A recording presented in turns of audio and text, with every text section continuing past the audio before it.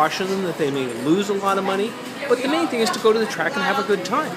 Nobody will win a lot of money and nobody will lose a lot of money because our wagers will all be very small. All right, so this could be a family entertainment thing? Let me tell you, when I was a boy in Santa Fe, my grandmother used to let me go with her to the state fair, which is held in Albuquerque, and she had all these silver dollars, and I got to bet on the horses with silver dollars. Whoa, was I having fun. Okay, and it didn't ruin your life, did it? Look at me now. This is the sort of riffraff it's developed into, so you have to caution people. I could be your cautionary tale. You could end up like this guy. He's going around filming people in bars about their projects and promising to send them the video. He's vacationing in Santa Fe. What's wrong with that?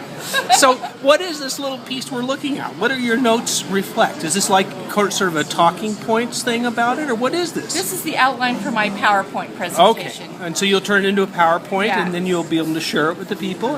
Right, and then I'm going to have someone who can help me with this, probably a graphic artist, put in some photographs of horses and jockeys and things like that. Do you do it all over the planet, or do you do it locally, or do you do it regionally, or what's your sphere of influence? This is my first effort, otherwise it would be completed. Oh my God, so we're in on the ground floor. Yes, you are. So, and your thought is, this could go horribly wrong. This could be like slot machine betting in South Dakota, right?